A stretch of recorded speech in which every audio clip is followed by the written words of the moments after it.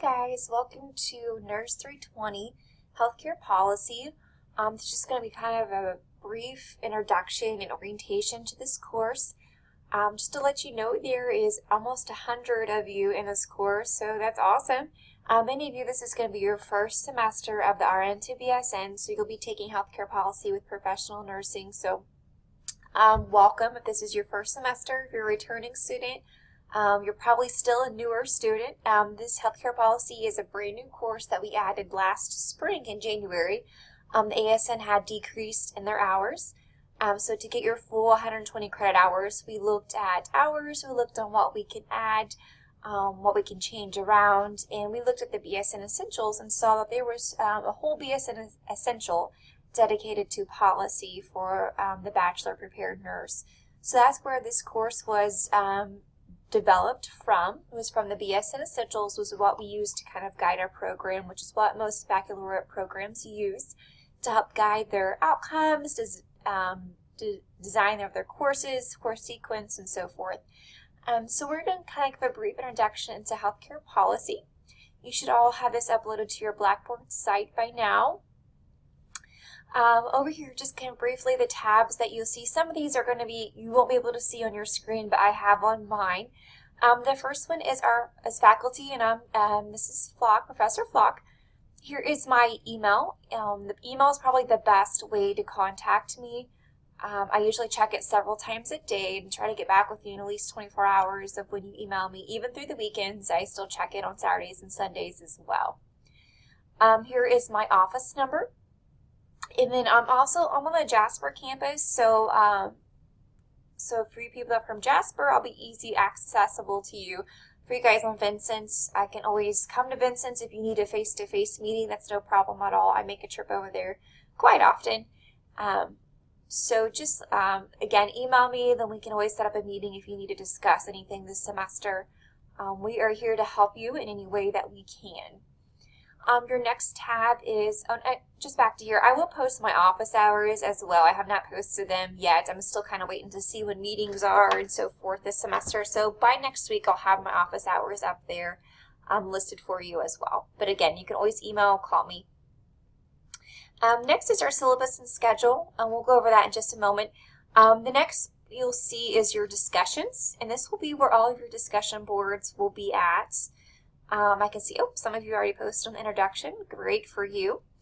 But here is all of your discussion boards assignments. So hopefully everything is pretty self-explanatory for you.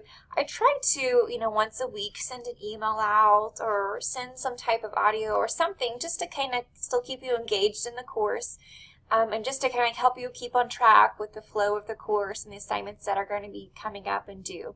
So again, if you always have a question, please feel free to let me know. Here is all of our discussion boards that we'll have for the whole semester. They are already up here and loaded for you. Here's your first draft of your first paper that you will do, and then also your PowerPoint presentation that you'll post here for all of your peers to look and see what you've done on your paper. And then, of course, here's our last discussion boards. No response to peer is required on this last discussion board. This is more of a reflection. What did you learn in this course?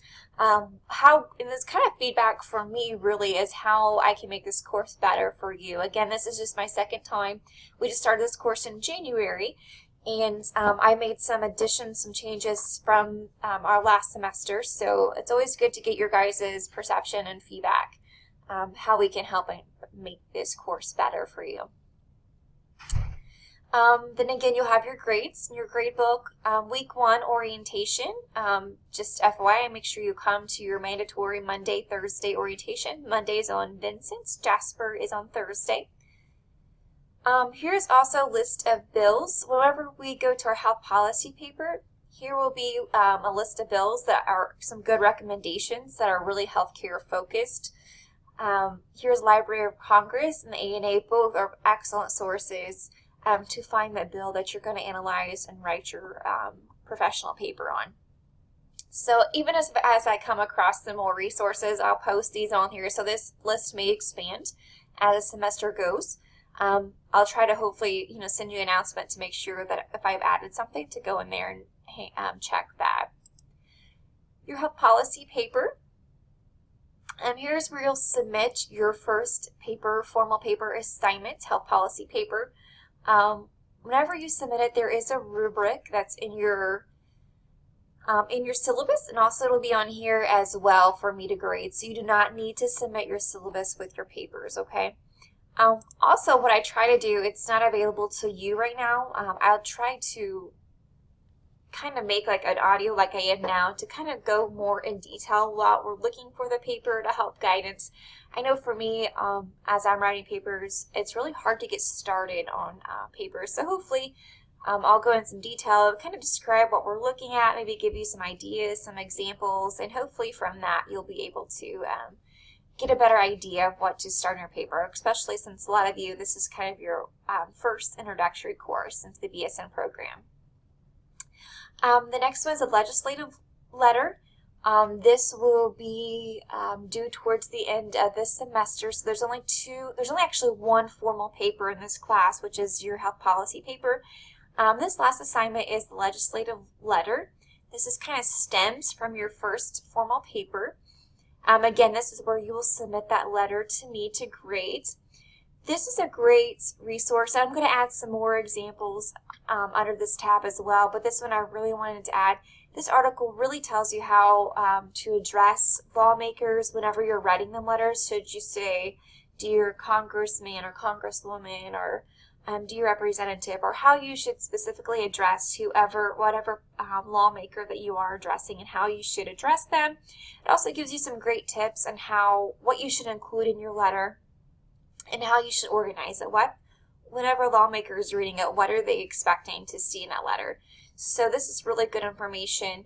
Again, I'll put another audio here for you, so you'll be able to get a little bit more information regarding that. And also, I think I have an example. I'm waiting for the approval from the person that I'll post here as well to help you kind of see what you're expected. So we'll go back up here to your syllabus and schedule. This is a 2 credit hour course, so that's why there's only one formal paper, a PowerPoint, and then a letter as your major assignments, because it is just a 2 credit hour course. Here is our course descriptions and our outcomes for the university. Here is your course outcomes that are specific to this course. There's 8 of them. You'll see them kind of spread throughout your syllabus. What we do is we create our assignments, our discussion boards, our readings. Everything that you do in this course stems from these 8 course outcomes. These are what we want you to know by the end of the course. This is what you should be able to know from this course. Your book, just FYI, you do not need a new book. I sent an email out this semester. It can be a used book. Health policy and politics, we will use that for some of your assignments, your discussion boards. You will have some readings through there. So if you want to rent that, that would be fine. But you will need the book for the course. You will not need the access code either, so we will not be getting on the online resources, not unless you will personally want to. But as far as assignments, there's nothing online from the actual book. Here is our grading scale. It's the same as it has been last year. Nothing has changed this year. Just remember, again, we do not round, so 79.5 is a D. So you do have to get an exact 80% or higher to pass the course. Here's the breakdown of our points in the course. It'll be 495 points. Just coming to orientation next week will be 25 points. Your discussion boards is 110. Your papers and your PowerPoint are each worth 100, and then you have your peer review assignment and your response, your PowerPoint response. That'll be 30 points. Make sure that you're timely with your work. Again, 5% will be deducted for every 24 hours that you're late. That does include weekends, holidays. So if your paper, most of my assignments are due on Thursday, so if you turn it on Monday, that would be 3 to 4 days that's late. So it's 5% every day. Again, read through your course policies, what we expect from you. Here is the calendar, a tentative course schedule for this semester. And just kind of, again, all assignments and papers are due on Thursday, 8 a.m. unless otherwise stated. So everything on this is due until we get to the very end. That last week I have that due on Wednesday, your response to the PowerPoint, just so that gives me enough time to grade everyone's response and get your grades in by Friday. So you pretty well have something every week, whether it's an actual posting, a response, peer review, pretty well something every week. Besides Thanksgiving break, we do give you a little break then as well. So make sure you look at the calendar, write your stuff down on your calendar first, make sure everything is done on time. Again, here is most of our standard policies for it. Here is your Blackboard discussion board rubric. So make sure whenever you post your discussion board that you're coming back to this rubric, that you are fulfilling all the requirements. Submitting a posting of between 100 to 200 words. Again, I don't don't always count the words, but I want you to have a meaningful response or a meaningful post on your Blackboard.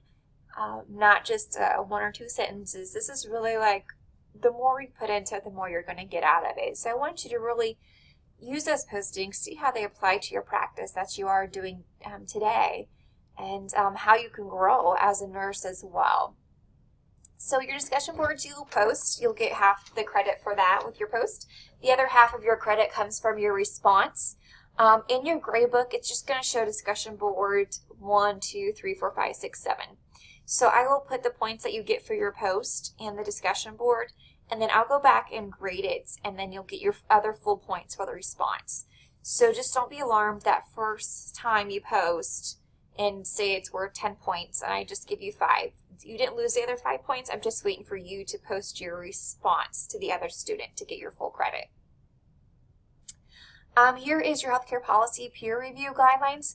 You'll submit a first draft on the discussion board link that you'll see. Make sure it's on time. Again, you get points deducted for every 24 hours that it's late. Then I will assign a peer review and they will review your paper. And again, make sure you're looking for quality of the paper. Look at the rubric of that assignment and match the peers you're reviewing their paper to that. Write on it, or you can do the Microsoft changes as well and track changes on there. Make comments. Look at their APA, especially grammar, APA, spelling, and then also the quality of the content. Here just kind of breaks down the paper. Again, I'll post another one that'll be more specific for this. This is just kind of an overview. Just so read through this. This is why we're doing this paper. All of these outcomes are meeting the purpose. And then here again is the directions of the paper, the assignment. Here is your rubric, and I should be able to easily find these contents in your paper. So I should be able to easily see you state the problem. You selected your bill, your stance. So these really should be your first level headings. State the problem, selected bill, your stance. You can change the wording to fit your paper, but basically these are what I want to see in your paper. And again, I'll give you more detailed description for that. Your next assignment, bigger one, will be your health policy presentation. You'll create a PowerPoint that does have audio, so you will have to make sure that you will have audio capabilities on your computer or that you have access to that. So you'll do like a voiceover on each slide. And again, I have it laid out pretty self-explanatory what I want on each slide for this paper.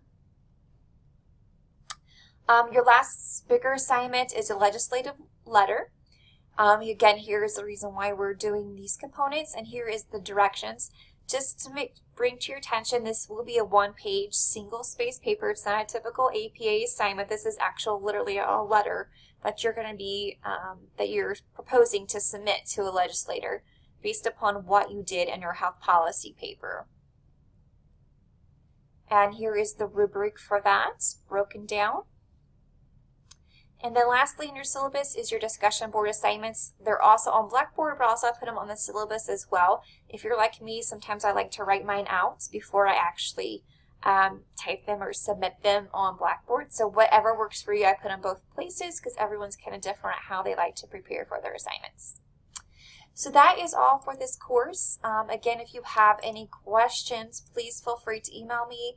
And I hopefully will have a good semester, and I will be in contact with you soon, and I will see you next